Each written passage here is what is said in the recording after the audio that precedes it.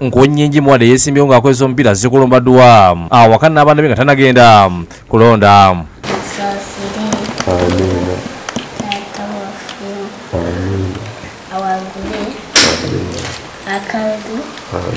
Ku ssaawa ttaano simu ne Makaka kasangibwa Kitezi n'agenda okulonda ku ssomero lya Kitezi Disabled Primary School. Wano wategereza nga bagenda okuwangula akalulu kano n'ebitundu 85 ku buli 100 era ng'omuntu n'ayimirira mu kkubo lye y'anamanyi kinaddako.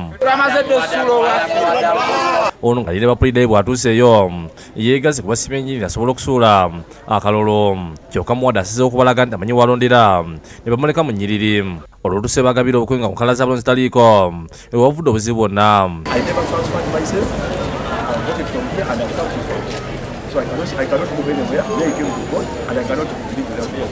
Abakulira ebyokulonda bakaze kumutegeeza nti agende waalina okulondera kuba erinnya erisookerwako eri nga tabawuliriza.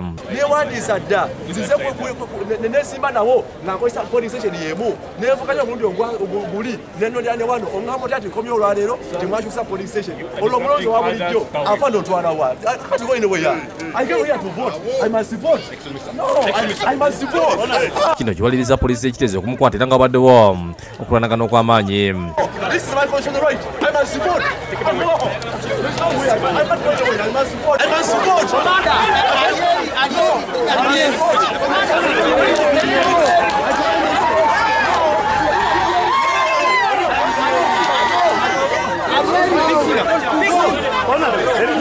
Ekkooti ebagirizaamu emirundi ebiri n'efuuka mwawula bibanja.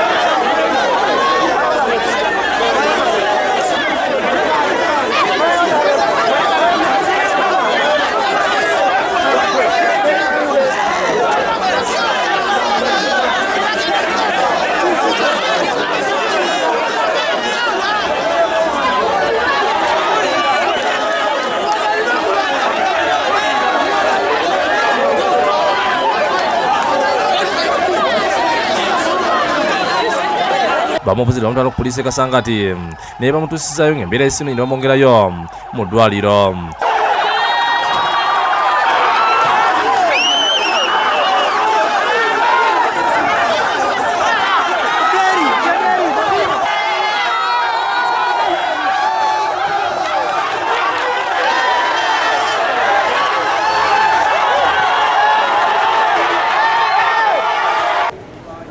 Ewatubangane Dr. Swedi Maleka Yongo walondera abayo badde wakanye motoka ebadde esimyo ngendo batebereza okuba tebaddemu obulobugolole. Kyokka mu kwekwengera tebatukiriza ate ku lwako gondi kuba open gutulaga ki ekiri mu kamo ekibikiddwa ye. That vehicle that has just been put to our backs today.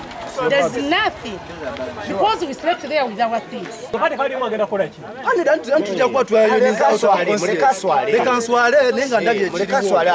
Batukolako nga tuli eyo buyikweyo bwe twali n'omoroto bajja n'obuntu waabwe katundu baali nga tebakajja twagenda okukola wetutinga mmwe mwali akabokisi konakona nga balondedde waliwo. Ino kiwaliza omusirikale akulembedde omulimu guno kuba amasimu ag'okumukumba kama ab'okuza embeera mu nteeko.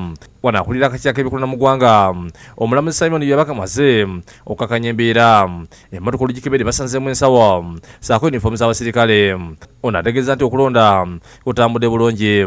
Wonna wentuuse bantegeeza nti materials zatuuse mu budde era abantu bonna bakkakkamu era twebaza Mukama nti byonna bitambulira bulungi. Ku ssaawa 5 n'ekitundu Dr. Kayongo naye asudde akalulu ke ne yeegeraganya ku pulezidenti wa America Donald Trump nti akalulu agenda kakola n'ebitundu 85 ku buli 100. Eddala nga ndi mu parliament kituufu 20% ye expectation ya loss ya 80% ya win, so we see one way to be a surprise in March. Bolega Steven yakusakidde guleno ku Lwabukedde TV.